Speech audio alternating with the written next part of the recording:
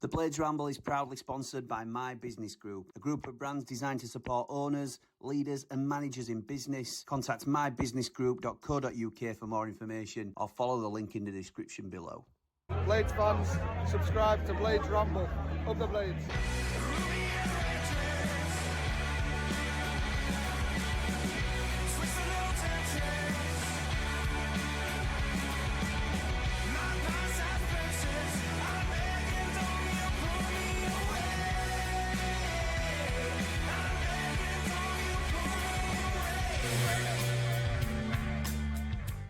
What is happening, Blades? And welcome back to the Blades Ramble. I am, of course, Jimmy, and this is the return of 10-minute transfers. I know we said we'd go every day through June, but the thing that supersedes everything on this channel is that we will never put content out just for the sake of it.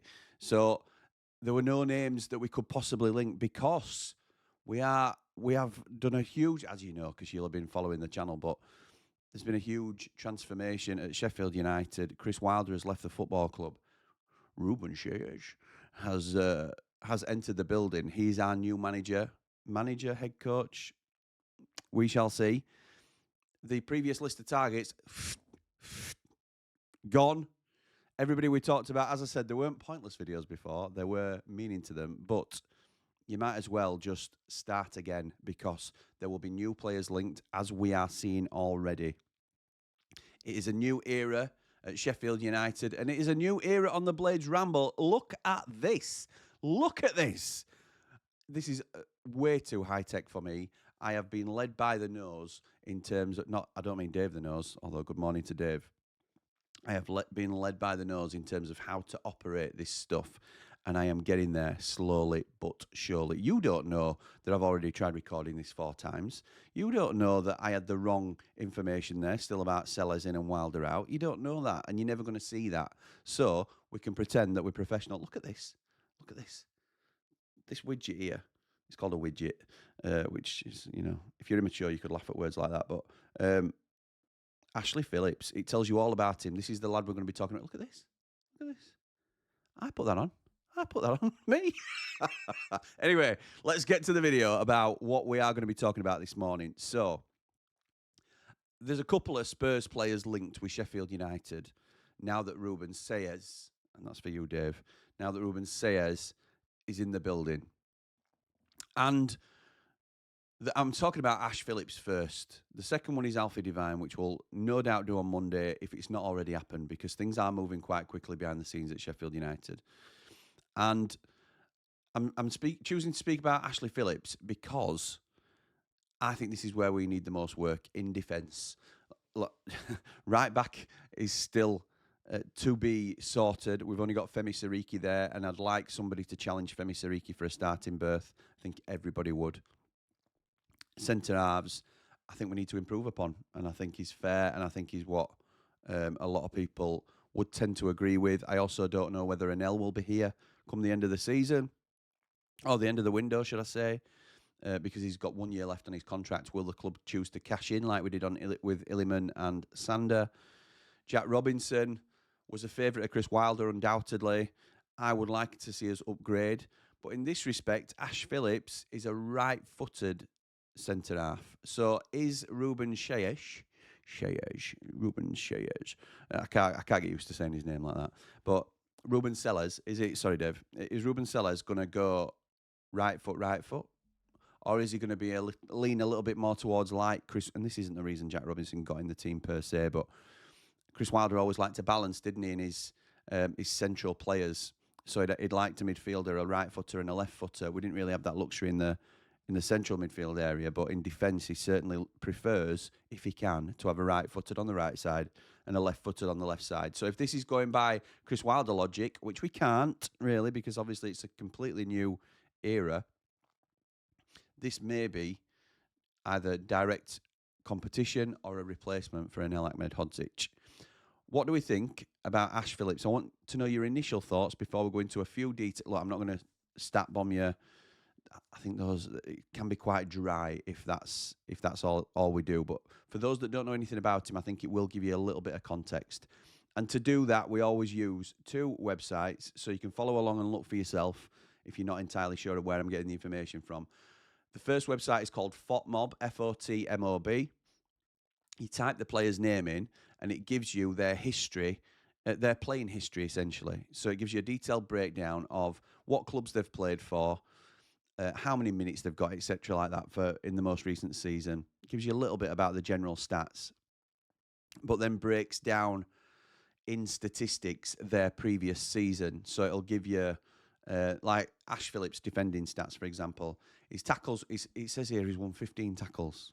Let me just check that we are on the right drop down. Yeah, so the championship season in 24-25.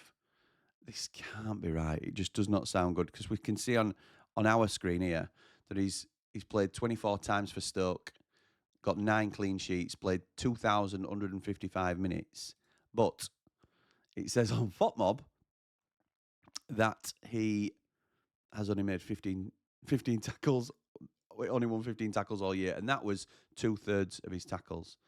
So he's had 128 duels, won 55% of them, won 87 aerial duels, won just over half of them. I'll be honest, he's got 7 yellow cards across the season. His stats do not look great to me. His stats don't look good at all. In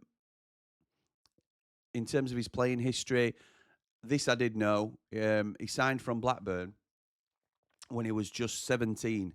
He's only 19 now, but he signed from Blackburn when he was 17.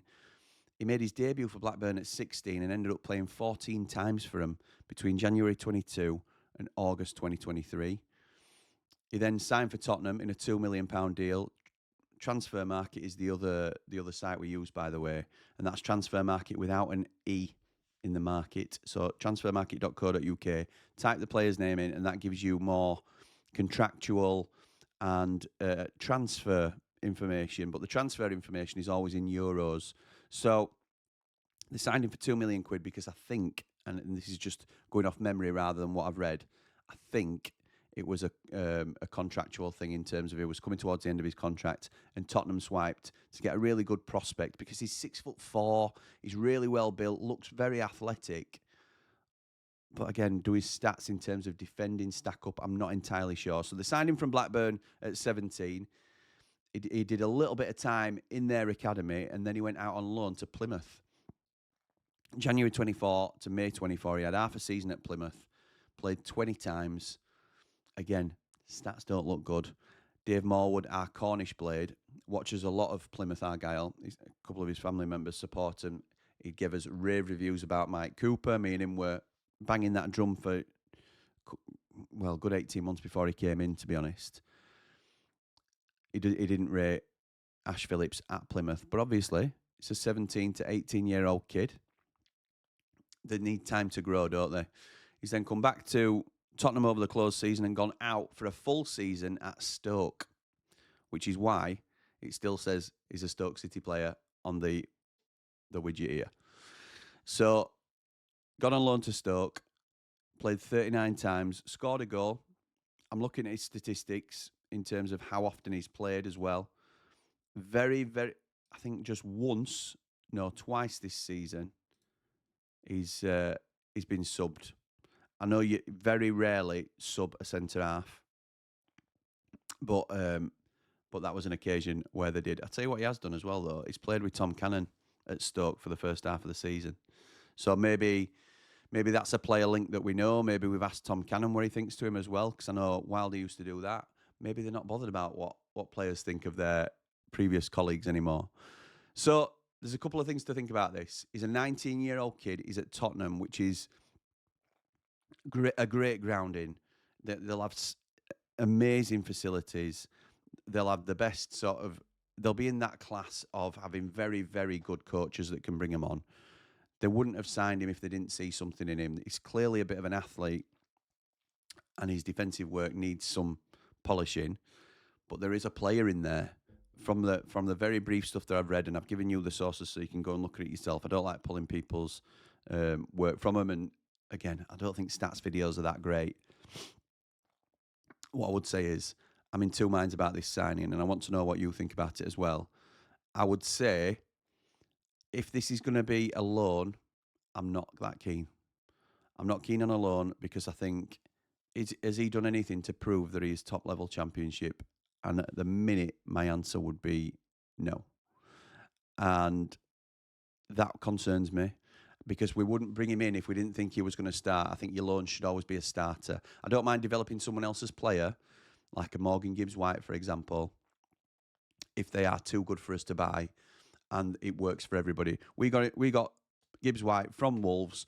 He improved our first 11. He improved himself as a player, and he also then got a move and sorted it out. So got Wolves some money. Everybody won in that scenario. That's how a loan should work. In this situation, we would potentially be taking an unproven player at this level, and unless we think he is the Championship Virgil van Dijk, why are we taking a young kid that's not proven at the level yet? No doubt there's a lot of untapped potential in him. If, however, we are shifting and this is a complete change in transfer strategy and we are buying him, you sign a 19-year-old kid up with a high ceiling on a 5-year deal, then we're laughing, aren't we? Then I think that would be a really smart deal. That would be something that we could all get excited about. There's no immediate rush to get him in the first team if we don't think he's ready. All these sort of caveats that we need to think about, it significantly strengthens our depth already. And I'm pleased with the link, but for me, this would be a signing that I would only look to make if it's going to be a permanent signing. Let me know what you think in the comments. Thank you to everybody for their kind words on the graphics. There are still some little bits that we need to work on.